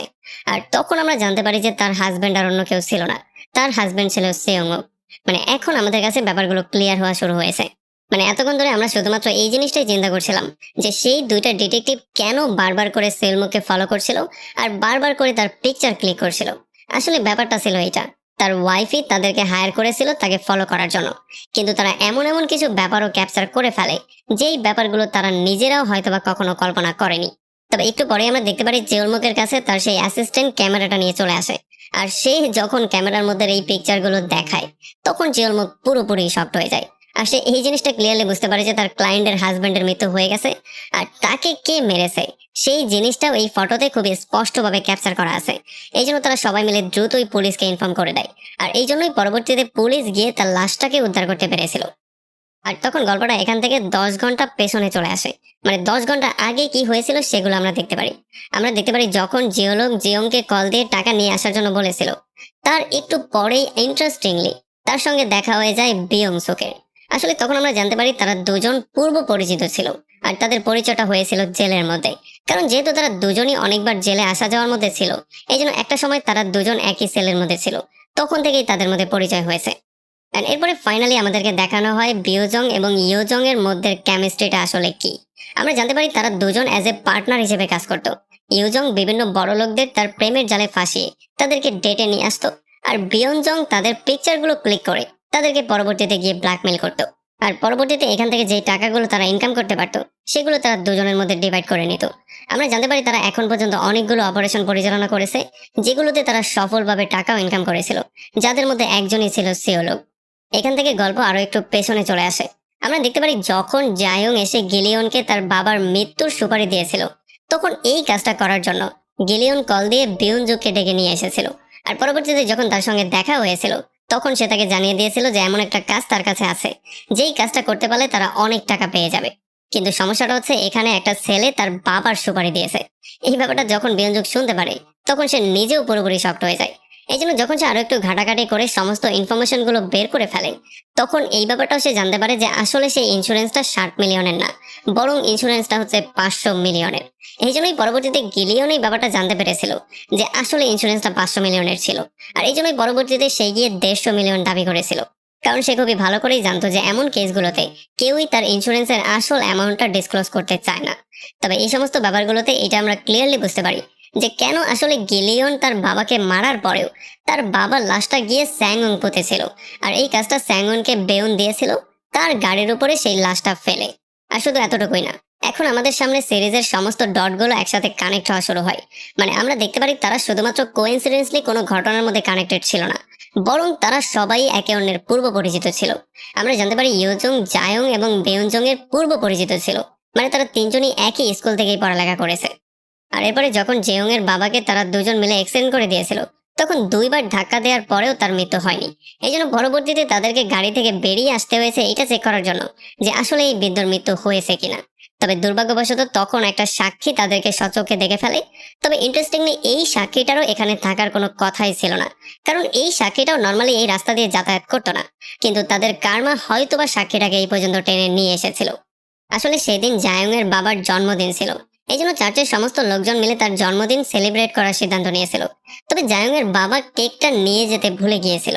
এই জন্য এই মহিলা সেই কেকটা দেওয়ার জন্যই তার পেছন পেছন সেই পর্যন্ত গিয়েছিল। কিন্তু সে গিয়ে তার জন্মদিনেই তার মৃত্যুটাও সচক্ষে দেখে ফেলে। এখন যেহেতু তারা সেই সাক্ষীটাকে ধরতে পারেনি, এই জন্য তারা প্রচন্ড প্যানিক হয়ে লাশটা তাদের গাড়ির মধ্যে ভরে সেখান থেকে বেরিয়ে চলে যায়। আর একটু পরে যখন গিলিয়ন দেখতে পারে যে এখন পর্যন্ত এই বিদ্যুৎ জীবিত আছে, তখন সে তার নিঃশ্বাস বন্ধ করে তাকে মেরে ফেলে। আর এই সমস্ত ব্যাপারগুলো ঠিক তখনই হচ্ছিল যখন ইয়ংজং স্যাংউং এর সঙ্গে সেই হোটেলের মধ্যে ছিল। আসলে ইয়ংজং এবং বিয়নজং এর মাথায় স্যাংউনকে নিয়ে খুবই সিম্পল একটা প্ল্যান ছিল। মানে তারা আগে যেভাবে সমস্ত বড়লোকদের লুটপাট করতো, তেমন করেই তাকেও ব্ল্যাকমেল করে তারা তার থেকে টাকা নেওয়ার প্ল্যানিং করেছিল। তাকে এমন মার্ডার কেসের মধ্যে মিস্টিরিয়াস ওয়েতে ফাঁসিয়ে দেওয়ার কোনো চিন্তা ভাবনাই তাদের মাথায় ছিল না। এই চিন্তাটা বিয়ংজং এর মাথায় পরবর্তীতে চলে আসে যখন সে দেখতে পারে সেই লাশটা নিয়ে কোনোভাবে কুলকিনারা করতে পারছে না। তখন সে ফাইনালি এই বুদ্ধিটা বের করে। সেই জিনিসটা ক্লিয়ারলি বুঝে গিয়েছিল যে এক ঢিলে চাইলে সে দুই পাখি মারতেই পারে। মানে এই মার্ডারের কেসটাও স্যাংনের মাথার মধ্যে চাপিয়ে দেওয়া যাবে, তাছাড়া তাকে ব্ল্যাকমেল করে তার থেকে সে টাকাও নিয়ে আসতে পারবে। এই জন্য ফাইনালি সে এই প্ল্যানিংটা করে ফেলে। আর এই প্ল্যানিংটা এক্সিকিউট করার জন্য প্রথমে সে গিলিয়নকে রাস্তায় নামিয়ে দেয়। সে বলে যে তার কাছে একটা প্ল্যান আছে, যদি সে নেমে যায় তাহলে সে প্ল্যানটা এক্সিকিউট করতে পারবে। আর যখন গিলিয়ন সেখান থেকে চলে যায়, তখন সে একটা লোকালের কাছ থেকে কিছু টুপি কিনে পরবর্তীতে সেই টুপি পরে তার বেশভূষা একটু বদলে সোজা লাশটা নিয়ে চলে আসে একটা ব্রিজের উপরে। আর ইয়ংজুকে কল দিয়ে সে সমস্ত প্ল্যানিংটা ক্লিয়ার করে বুঝিয়ে দেয়। আর এই জন্যই পরবর্তীতে যখন স্যাংউন গাড়ি ড্রাইভ করছিল, তখন বারবার করে সে তাকে ডিস্ট্র্যাক্ট করার ট্রাই করছিল। আর একটা পর্যায়ে তো সে তাকে কিস করে ডিস্ট্র্যাক্টই করে ফেলে, যেই জন্য বিয়নজুং সুযোগ পেয়ে যায় লাশটাকে গাড়ির উপরে ফেলার। আর যখন লাশটা গাড়ির উপরে পড়ে যায়, তখন স্যাংউনের মনে হয় যে হয়তোবা সেই অ্যাক্সিডেন্ট করে দিয়েছে। যাই হোক, এখান থেকে গল্পটা চলে আসে সেই আগুন লাগা ঘটনার 6 ঘন্টা আগে। আমরা দেখতে পারি এখানে গিলিয়ন এবং বিয়নজুং এই জিনিসটাই চিন্তা করছিল যে হয়তোবা জেয়ং সেই ইন্স্যুরেন্সের টাকাগুলো পেয়ে গিয়েছে, আর তাদের ভাগের যে অংশটা সেটা তাদের সঙ্গে মিট করে খুব সহজেই সে তাদেরকে দিয়ে দিবে। তবে আসলে এখন পর্যন্ত তারা এই জিনিসটা জানতো না যে স্যাংউন এবং সেই পুলিশের মার্ডারের জন্য তাদের দুজনকেই পুলিশ হন্য হয়ে খুঁজছে। কিন্তু এখন পর্যন্ত পুলিশ এই সমস্ত কেসগুলোকে আলাদা আলাদা ভাবে ইনভেস্টিগেশন করছিল। পুলিশ এখন পর্যন্ত এই জিনিসটা বুঝতেই পারছিল না যে এই সমস্ত মার্ডারগুলো শুধুমাত্র একটা কারণেই হয়েছে, মানে এগুলো সব একে অন্যের সাথে কানেক্টেড। আর তখন এদিকে আমরা দেখতে পারি জায়ং একটা হাতুড় নিয়ে গাড়ির মধ্যে প্র্যাকটিস করা শুরু করে যে কিভাবে গিলিয়ন আসার সঙ্গে সঙ্গে টাকাগুলো দেওয়ার বদলে সে তার মাথাটা ফাটিয়ে তাকে মেরে ফেলবে। আর এই সমস্ত প্র্যাকটিস এবং প্ল্যানিং করার পরে ফাইনালি সে জিয়ংকে কালেক্ট করে সেই লোকেশনের দিকে যাওয়া শুরু করে, যেই লোকেশনটা এই সমস্ত ঘটনাগুলো হয়েছিল। আসলে এই লোকেশনটা তারও স্মৃতির সাথে কানেক্টেড ছিল, কারণ এই লোকেশনেই সে সেই বেচারির সঙ্গে সেই কাজগুলো করেছিল। আর এখন তার প্ল্যান হচ্ছে সে সেই লোকেশনেই গিলিয়নকে নিয়ে তার এই প্ল্যানিংটাকে এক্সিকিউট করবে। এখন যদিও রাস্তায় বিয়নজুং তাদেরকে পেছন থেকে ফলো করছিল, তবে একটা পর্যায়ে তাকে গাড়ি রেখেই পালিয়ে যেতে হয়, কারণ পুলিশ এখানে বিয়নজুংকেই খুঁজছিল। কারণ সেই ফটোগ্রাফার গুলোর ফটোর মাধ্যমে এখন পুলিশ এই জিনিসটা জেনে গিয়েছে যে স্যাংউনকে আসলে কে খুন করেছে। এদিকে জায়ং এবং গিলিয়ন ফাইনালি সেই লোকেশনে চলে আসে। আর এখানে যখন তারা কথাবার্তা বলছিল, তখন জায়ং তার প্ল্যানিং মতো হাতুড়টা বের করে যখনই গিলিয়নের উপরে আক্রমণ করে, তখন গিলিয়ন তার আক্রমণটা প্রতিহত করে ফেলে। আসলে গিলিয়ন এই জিনিসটা এক্সপেক্ট করছিল, কারণ এই গাড়িতে ওঠার আগে যখন জায়ং প্র্যাকটিস করছিল, তখন সে দূর থেকে এই ব্যাপারগুলো দেখে ফেলেছিল। এদিকে বিয়নজুং কোনো রকমে পুলিশ থেকে পালিয়ে একটা সেফ প্লেসে চলে আসে। আর এরপর সে গিলিয়নকে কল দিয়ে জিজ্ঞেস করে সে এখন কোথায় আছে। আর যখন সে লোকেশনটা দিয়ে দেয়, তখন খুব শীঘ্রই সে তার কাছ পর্যন্ত পৌঁছেও যায়। তবে এতক্ষণে নিউজের মাধ্যমে সে এই জিনিসটা জেনে গিয়েছে যে স্যাংউং এর মার্ডার কেসে পুলিশ হন্য হয়ে তাকে খুঁজছে, আর তার চেহারাটাও এখন সবাই চিনে ফেলেছে। মানে এখন সে যদি এখান থেকে পালিয়ে চলেও যায়, তবুও সে কোনোভাবে আর বাঁচতে পারবে না, কারণ যেখানেই যাবে সেখানেই মানুষ পুলিশকে কল দিয়ে তার ব্যাপারে ইনফর্ম করে দেবে। তবে যখন এরপর তার নজরটা জায়ং এর উপরে যায়, তখন তার মাথায় আরো একটা চালাকি বুদ্ধি চলে আসে। আসলে সে এমন একটা প্ল্যান করে ফেলে যেই প্ল্যানটা এক্সিকিউট করতে পারলে তার মাথা থেকে হত্যার দায়ভারও চলে যাবে। তাছাড়া ইন্স্যুরেন্সের যেই ৫০০ মিলিয়ন ইয়ান আছে সেগুলো খুব সহজে সেই পেয়ে যাবে।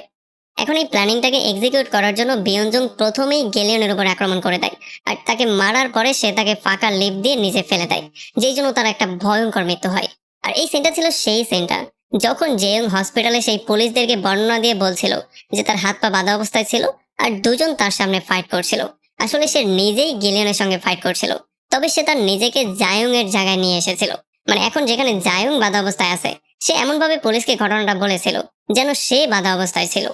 আসলে বিয়ঞ্জং এর প্ল্যান ছিল জায়ংকে মেরে তার আইডেন্টিটি চুরি করে জায়ং হয়ে এখন থেকে বাস করা। মানে যদি সে জায়ং হয়ে যায় তাহলে তার মাথায় সেই হত্যার দায়ভারটাও থাকবে না, আর ৫০০ মিলিয়ন ইয়ান খুব সহজেই সে নিতে পারবে।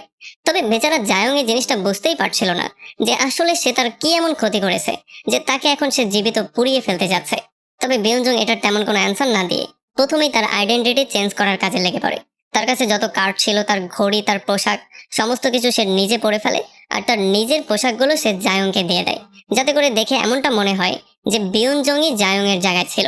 এরপর আমরা দেখতে পারি সেই পুরো জায়গাটাতে পেট্রোল ছিটিয়ে প্রথমে গিলিয়নের লাশটাকে পুড়িয়ে ফেলে, আর পরবর্তীতে জায়ং এর গায়েও আগুন লাগিয়ে দেয়। তবে কথায় আছে প্রত্যেকটা জিনিসের একটা রিয়াকশনও থাকে। এই জন্য যখন বিয়ঞ্জং তাদের লাশগুলো পুড়িয়ে সেখান থেকে চলে যাওয়ার ট্রাই করছিল, তখন ভুলবশত সেও আগুনের থাবার মধ্যে চলে আসে।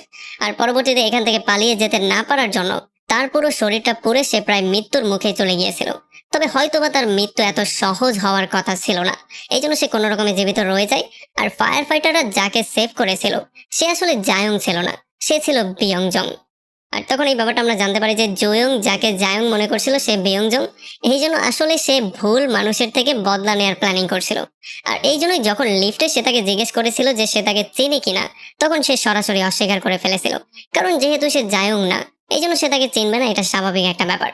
এদিকে জিয়ং এর বয়ফ্রেন্ড যখন তাকে এত টেনশনের মধ্যে দেখতে পারে, তখন সে ব্যাপারটা কিছুটা গেসও করে ফেলে যে হয়তোবা তার সাথে কোনো খারাপ কিছু একটা হয়েছিল, বা হয়তোবা সে কোনো একটা বড় বিপদের মধ্যে আছে।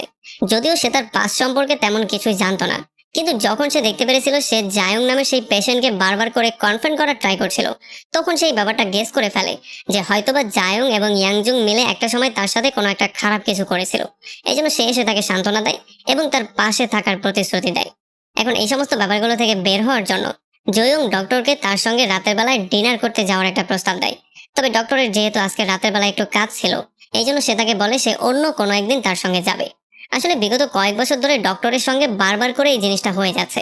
ডক্টর হঠাৎ করেই কয়েকদিনের জন্য কোথায় যেন গায়েব হয়ে যেত, পরবর্তীতে আবার সে হঠাৎ করে চলে আসতো, কিন্তু জংইয়ন কোনোদিনও তাকে এই ব্যাপারটা সম্পর্কে কোয়েশ্চেনই করেনি। এদিকে বিয়ঞ্জং জায়ং এর ঘরে এসে জায়ং হিসেবেই তার ঘরের মধ্যে থাকা শুরু করে। তবে যেহেতু সে এখন পর্যন্ত সুস্থ হয়ে উঠতে পারেনি, সে এখনো মেডিকেশনের মধ্যেই ছিল, এই জন্য সে একটা ওষুধ খেয়ে ফেলে, যেটা খাওয়ার পরে তার অবস্থা আরো বেশি খারাপ হয়ে যায়। মানে সে একটু অস্বস্তি ফিল করা শুরু করে। আর এখানে বসে বসে সে ইন্স্যুরেন্স অফিসারের কলের জন্য ওয়েট করা শুরু করে, কারণ সেখানেই তার ৫০০ মিলিয়ন পড়ে আছে। এদিকে জয়ং যেহেতু একজন ডাক্তার ছিল, এই জন্য সে জায়ং এর মেডিকেল কন্ডিশন সম্পর্কে খুব ভালো করেই জানতো। এই জন্য সে তাকে মারার জন্য নতুন একটা প্ল্যানিং করে এই প্ল্যানিংটা এক্সিকিউট করার জন্য চিওলমগের সাহায্য আরো একবার নেওয়ার সিদ্ধান্ত নেয়। তবে এই প্ল্যানিংটা আসলে কি ছিল সেটা একটু পরেই আমরা জানতে পারবো। এদিকে পরদিন সকালবেলা ফাইনালি বিয়ঞ্জং সেই কলটা পেয়ে যায়, যেই কলটার জন্য এতগুলো দিন ধরে সে ওয়েট করছিল। আসলে ইন্স্যুরেন্স অফিসার তাকে কল দিয়ে জানিয়ে দেয় যে তার ইন্স্যুরেন্সটা পাস করে দেওয়া হয়েছে আর সমস্ত টাকাগুলো অ্যাকাউন্টে ট্রান্সফার করে দেওয়া হয়েছে। তবে সবচেয়ে বড় শকটা সে তখন খায় যখন সে জানতে পারে টাকাটা আসলে তার অ্যাকাউন্টে না, বরং চার্চের অ্যাকাউন্টে ট্রান্সফার করা হয়েছে, যেই চার্চে মাঝে মধ্যে সে যাতায়াত করত। আসলে মৃত্যুর মাত্র 10 দিন আগেই সে তার ছেলের নামে নমিনি চেঞ্জ করে চার্চের নামে করে দিয়েছিল, যেই জন্য টাকাটা এখন চার্চের কাছে চলে গিয়েছে। এখন এগুলো শোনার পরে বিয়ঞ্জং এর মাথা প্রচন্ড গরম হয়ে যায় আর সে ফায়ার হয়ে চার্চের দিকে যাওয়া শুরু করে। তবে রাস্তায় তার দেখা হয়ে যায় সেই ডিটেকটিভের সঙ্গে, যেই ডিটেকটিভ আসলে কিনা জিয়ং এর বলাতে কৌশলে তার ওষুধটাকে পরিবর্তন করে দেয়। এরপর যখন সে প্রচন্ড রাগ হয়ে চার্চে চলে আসে, তখন সে সিস্টারের কাছে সমস্ত টাকাগুলো চাওয়া শুরু করে। সে বলে যে এটা হচ্ছে আমার বাবার টাকা, আর এই টাকাটা উত্তরসূরি হিসেবে আমারই পাওয়ার কথা, এই চার্চের পাওয়ার কথা না। তবে তখন আবার সিস্টার তার বাবার রেকর্ডিংটা তাকে শোনায়, যেখানে তার বাবা বলেছিল আমি নিজের ইচ্ছায় সজ্ঞানে এই টাকাগুলো চার্চের নামে ট্রান্সফার করে দিয়েছি, কারণ আমার বর্তমান যে ছেলে আছে তাকে আমি যোগ্য ছেলে হিসেবে মনে করি না। এখন এই সমস্ত ব্যাপারগুলো শোনার পরে বিয়ংজং এর মাথা এমনিতেই তো অনেকটা গরম হয়েছিল। তবে সে দেখতে পারে জয়ংও তাকে ফলো করতে করতে চাষ পর্যন্ত পৌঁছে গেছে। এই জন্য তার মাথা আরো বেশি গরম হয়ে যায়। সে গিয়ে জয়ংকে বলে যে আমি তোমাকে চিনি না, আমাকে ফলো করা বন্ধ করো, নয়তো তোমার কপালে বিপদই আছে। তবে জিয়ং তার কথা একেবারেই বিশ্বাস করতে চাইছিল না। কারণ যদি সে জায়ং নাই হতো আর তাকে নাই চিনতো, তাহলে সে কেন মৃত ব্যক্তির টাকাগুলো নেয়ার জন্য চার্চে এসে হাঙ্গামা শুরু করেছে। আর এই সমস্ত কথাবার্তার মাঝখানে বিয়ঞ্জং সেই ওষুধগুলো খেয়ে ফেলে, যেই ওষুধগুলো একটু আগেই তাকে চেঞ্জ করে দেওয়া হয়েছিল। এগুলো খাওয়ার পরে যদিও তার গলার মধ্যে একটু ব্যথা হওয়া শুরু হয়ে যায়, তবে তবুও সে সেখান থেকে বেরিয়ে চলে আসে। তবে সেই ওষুধগুলোর জন্য রাস্তায় আসার পরে বিয়ঞ্জং এর শরীর আস্তে আস্তে করে খারাপ হওয়া শুরু হয়ে যায়। সে সেই সমস্ত জিনিসগুলো হ্যালোসিনেট করা শুরু করে, যে সমস্ত জিনিসগুলো সে করেছে। মানে তার সমস্ত অপরাধ কাজগুলো তার চোখের সামনে ভাসা শুরু করে, যে জন্য সে অনেকটাই দুর্বল হয়ে যায়। আর তখন আমরা দেখতে পারি জয়ংও তাকে ফলো করে তার পেছন পর্যন্ত চলে আসে। তবে এইবার তার হাতে একটা ছুরি ছিল। এবার সে সিদ্ধান্ত নিয়ে ফেলেছিল যে যেই কোনো ওয়েতে সে তার প্রতিশোধ নিয়েই ছাড়বে, মানে সে তাকে শেষ করে দিয়ে তার প্রতিশোধটা কমপ্লিট করবে। তবে তার বয়ফ্রেন্ড যেই ডাক্তার ছিল, সেও এতদিন পর্যন্ত তাকে ফলো করছিল। এই জন্য সে এসে শেষ মুহূর্তে জয়ংকে আটকে ফেলে, যাতে করে জয়ং এত ভয়ঙ্কর একটা ক্রাইমের মধ্যে ফেসে গিয়ে জেলেই পচে পচে না মরে। আসলে সে তাকে এটা মনে করিয়ে দিচ্ছিল যে সে ডাক্তার হওয়ার জন্য কত বেশি পরিশ্রম করেছে। এখন যদি সে ছোট্ট একটা ঘটনার জন্য একটা মার্ডার করে জেলে চলে যায়, তাহলে তার সারা জীবনের সমস্ত পরিকল্পনা নষ্ট হয়ে যাবে। আর এই সমস্ত ব্যাপারগুলো শোনার পরে জয়ংও সমস্ত ব্যাপারটা বুঝতে পারে। এই জন্য সে এই সমস্ত ব্যাপার থেকে দূরে যাওয়ার সিদ্ধান্ত নেয়। যদিও জয়ন বিয়ঞ্জংকে আচ্ছা রকম করে ধোলাই করে তাকে একেবারে মেরেই ফেলতে যাচ্ছিল, মানে সে শেষ আঘাতটা করার জন্য ফুলি রেডি ছিল, কিন্তু পরবর্তীতে ডক্টরের কথা শুনে সে তাকে জীবিত ছেড়ে দিয়ে ডক্টরের সঙ্গে সেখান থেকে চলে যায়। তবে গাড়ির মধ্যে জয়ং ডক্টরকে আরো একবার আজকে ডিনার করার জন্য অফার দেয়। তবে সে তাকে বলে যে আজকেও তার একটা খুবই গুরুত্বপূর্ণ কাজ আছে। আর অন্যদিকে বিয়ঞ্জং যখন একটু সুস্থ ফিল করে, তখন সে সেখান থেকে সোজা বাসায় চলে আসে। তবে এদিকে আমরা দেখতে পারি পুলিশ এই সমস্ত ব্যাপারগুলো খুব ভালোভাবেই জেনে গিয়েছিল। আসলে যখন তারা ইনভেস্টিগেশন করছিল, তখন তারা এই জিনিসটা জানতে পারে যে জায়ং তার বয়ানে বলেছিল তাকে চেয়ারের সঙ্গে বেঁধে ফেলা হয়েছিল, আর পরবর্তীতে তার শরীরের মধ্যে আগুন লাগিয়ে দেওয়া হয়েছিল। তবে যখন তাকে উদ্ধার করা হয়েছিল, তখন সেখানে না কোনো চেয়ার পাওয়া গিয়েছে, না কোনো এমন আলামত পাওয়া গিয়েছে যেটার মাধ্যমে তাকে বাধা হয়েছিল। কিন্তু অন্য একটা ডেড বডি তারা ঠিকই চেয়ারের সঙ্গে বাধা অবস্থায় পেয়েছে। মানে এখানে যেহেতু তার বলা এবং ঘটনার মধ্যে বিস্তর একটা ফারাক ছিল, এই জন্য পুলিশ অফিসারের তার উপরে সন্দেহ চলে আসে। এই জন্য সে সমস্ত ব্যাপারগুলো আবারও ইনভেস্টিগেশন করার সিদ্ধান্ত নেয়। তাছাড়া যেহেতু এখন পর্যন্ত তার ডিএনএ রেজাল্টটা আসেনি, এই জন্য তার আইডেন্টিটিও তারা ম্যাচ করাতে পারছিল না।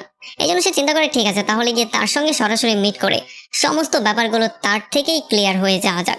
এই জন্য সে তার সঙ্গে দেখা করার জন্য বেরিয়ে পড়ে। তবে যাওয়ার সময় সে তাকে কল দিয়ে আগে এটা কনফার্ম হয়ে নেয় যে আসলে সে বাসায় আছে কিনা। তবে তাদের এমন তেরা তেরা কোয়েশ্চেন শোনার পরে বিয়ঞ্জক এই জিনিসটা গেস করে ফেলে যে হয়তোবা পুলিশ এমন কোনো তথ্য পেয়ে গেছে যেটার মাধ্যমে তাকে অ্যারেস্ট করা যেতে পারে। এই জন্য সে ঘর থেকে সমস্ত প্রয়োজনীয় জিনিসপত্র নিয়ে সেখান থেকে পালিয়ে যাওয়ার সিদ্ধান্ত নেয়।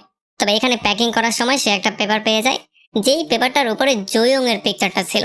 আর এইটা দেখার পরে সে এইটা ক্লিয়ারলি বুঝতে পারে যে আসলে জয়ং কেন তাকে মারতে চাইছিল। সে বুঝতে পারে যে এটাই হচ্ছে সেই জয়ং যে কিনা তাদের স্কুলে তাদের সঙ্গে একসাথে লেখাপড়া করত। আর এখন সে হচ্ছে সেই ডক্টর যে কিনা একটু আগে তাকে মারতে চেয়েছিল। আর এখান থেকে গল্পটা চলে আসে সেই সময় যখন তারা দুজন কলেজে ছিল, মানে যখন তার পিকচারটা এই ফ্রন্ট পেজে প্রিন্ট করা হয়েছিল। আমরা দেখতে পারি যখন ইউজন এসে বিউজংকে এই জিনিসটা বলেছিল যে তার মডেল হওয়ার স্বপ্নটা জয়ং ছিনিয়ে নিয়েছে, তখন হারামি বিউজং তাকে এই পরামর্শটা দিয়েছিল যে যদি তুমি তার কাছ থেকে বদলা নিতে চাও, তাহলে তাকে ক্ষুধার্ত নেকড়েদের সামনে ছেড়ে দাও, মানে তাকে এমন কারোর সঙ্গে ডেটে পাঠাও যে তার ফায়দা নেওয়ার ট্রাই করবে। আর এখান থেকেই ব্যাপারটা আমরা ক্লিয়ার হয়ে যাই যে আসলে ইউজং বিউনজং এর প্ল্যানিং মতোই জয়ংকে সেই ব্লাইন্ড রেডে পাঠিয়েছিল, যেখান থেকে তার জীবনটা পুরোপুরি ডিস্ট্রয় হয়ে গিয়েছিল। মানে যদিও সে জায়ংকে মারার জন্য বিউনজংকে ধরে ফেলেছিল, তবে যদি সে বিউনজংকেও মেরে ফেলতো, তাহলেও তার বদলা কমপ্লিট হয়তোবা হয়ে যেত। এখন যখন এই সমস্ত ব্যাপারগুলো বিয়ঞ্জং কানেক্ট করতে পারে, মানে সে দেখতে পারে প্রত্যেকটা ঘটনার পেছনে সে নিজেই দায়ী, আর এখন তার কর্মা তাকে এই পর্যন্ত নিয়ে এসেছে, তখন সে তার সিচুয়েশন নিয়ে হাসা শুরু করে। তবে পুলিশ আসার আগে সমস্ত জিনিসপত্র প্যাক করে সে সেখান থেকে পালিয়েও চলে আসে। তবে তার কর্মা তার পেছন ছাড়ার মতো ছিল না। যেমনটা আগেই বলেছিলাম, তার কর্মা হবে সবচেয়ে ভয়ঙ্কর। মানে আমরা দেখতে পারি আজকেই সেই দিন ছিল যেই দিন লোন শার্কের টাকাগুলো জেয়ং এর পরিশোধ করার কথা ছিল। মানে আজকে 30 দিন কমপ্লিট হয়ে গিয়েছিল। তবে বিয়ঞ্জং এই জিনিসটা সম্পর্কে কিছুই জানতো না। আর এখন সে যেই বাস স্ট্যান্ডে বসে আছে, এইটাই হচ্ছে গিয়ে সেই বাস স্ট্যান্ড লাস্ট টাইম জিয়নকে নিয়ে থ্রেট করার পরে তাকে এই বাস স্ট্যান্ডেই ড্রপ করে দিয়ে যাওয়া হয়েছিল। আর একটু পরেই তার সামনে একটা গাড়ি চলে আসে, আর দুইটা লোক বেরিয়ে তাকে আচ্ছা রকম করে ধোলাই করে তাকে গাড়িতে করে কিডন্যাপ করে নিয়ে যায়। তবে তখন অন্যদিকে আমরা দেখতে পারি জোয়নের বয়ফ্রেন্ড সেই ডক্টর রাস্তার পাশে এত রাতের মধ্যে বসেছিল। তবে তখনই জোয়ন তাকে কল দেয়, আর সে তাকে ধন্যবাদ বলে তাকে আটকে দেওয়ার জন্য। মানে সে বলে যে যদি আজকে আমি এই কাজটা করে ফেলতাম তাহলে হয়তো আমি তোমাকেও হারিয়ে ফেলতাম। আসলে ডক্টর জোয়ংকে অনেক বেশি ভালোবাসতো, এই জন্য সে চাইছিল জোয়ং এর বদলাটা সে নিজের হাত দিয়ে নেবে। তবে এখন পরিস্থিতিটা এমন হয়ে দাঁড়িয়েছে যে তারা দুজন চাইলেও কিছু করতে পারতো না। এরপরে এই ডক্টর চলে আসে একটা স্পেশাল লোকেশনে, যেখানে তার দেখা হয়ে যায় সেই লোন শার্কের সঙ্গে, মানে যেই লোন শার্ক মানুষজনকে ধরে নিয়ে আসতো। আর তখন মুভির আসল টুইস্ট আমরা জানতে পারি এই ডক্টর আসলে এই লোন শার্কের জন্য কাজ করতো। মানে যারাই এই লোন শার্কের টাকা পেমেন্ট করতে পারতো না তাদেরকে ধরে এনে তাদের অর্গানগুলো সে বের করে ফেলতো। আর এই ডক্টর সেই অর্গানগুলো বের করতে তাদেরকে সাহায্য করতো। আর পরবর্তীতে সেল করার পরে যেই টাকাগুলো আসতো সেখান থেকে সে একটা পার্সেন্টেজ পেয়ে যেত। আর শুধুমাত্র এই কারণটার জন্যই মাঝে মধ্যেই ডক্টর কয়েকদিনের জন্য গায়েব হয়ে যেত, আবার কয়েকদিন পরে হুট করে শহরে চলে আসতো। আসলে এই ডক্টর যেহেতু জোয়ংকে বিয়ে করতে চাইছিল আর তার মাথার উপরে দেনার একটা বড় বোঝাও ছিল, এই জন্য দেনাগুলো ক্লিয়ার করে নতুন একটা ঘর নেয়ার জন্য তার অনেক বেশি টাকার দরকার ছিল। এই জন্য সে বাধ্য হয়ে এই কাজগুলো করছিল। তবে এই ডক্টর এটাও খুব ভালো করে জানতো যে এই কাজগুলো ঠিক না। এই জন্য সে ফাইনালি সিদ্ধান্ত নিয়ে ফেলেছিল যে আজকেই হবে তার শেষ কর্মদিন। মানে সে এরপর থেকে আর কোনোদিনও এখানে কাজ করবে না। আর লোন সার্কও তার কথার সম্মান করে। সে বলে যে যদি তুমি না করতে চাও তাহলে আমি তোমাকে জোর করবো না, তবে আজকে শেষ তোমার যেই প্রজেক্টটা আছে এই প্রজেক্টের থেকে সমস্ত অর্গানগুলো তোমার বের করে নিয়ে আসতে হবে। এবার সে বাঁচুক বা মরুক তাতে করে আমার কিছুই যায় আসে না। তবে এরপরে যখন এই ডক্টর সেই পেশেন্টের কাছে চলে আসে তখন সে দেখতে পারে আসলে এটার অন্য কেউ ছিল না, এটা ছিল বিয়নজং নামের সেই লোকটা। আর তাকে এমন অবস্থায় দেখার পরে ফাইনালি তার সামনে জোয়নের সেই সমস্ত ভয়ঙ্কর স্মৃতিগুলো চলে আসে, যেগুলো জোয়ং একা একা কষ্ট করে করে সহ্য করছিল। যদিও বারবার করে সে বলছিল সে জায়ং না, সে হচ্ছে বেয়ংজং, তবে ডক্টর তার কোনো কথাই পাত্তা দিচ্ছিল না। তার মনে হচ্ছিল এই শাস্তিটাও তার অপরাধের তুলনায় তার জন্য ন্যূনতম একটা শাস্তি। এই জন্য সে তাকে একটা ভয়ঙ্কর মৃত্যু দেয়। আর এমন করে তার কর্মাও তাকে শেষ পর্যন্ত মৃত্যু পর্যন্ত নিয়ে আসে। আর এমন করেই যদিও জিয়ং তার বদলাটা নিতে পারেনি, তবে তার বদলাটা পুরোপুরিভাবে কমপ্লিটও হয়ে গিয়েছিল। আর এমনই একটা ইন্টারেস্টিং মোমেন্টে আমার এই জীবনে তো আমি কিছু করতে পারিনি। আমার সামনের দেয়ালটা এত বড়, সারাক্ষণ এর আড়ালেই পড়ে থাকি।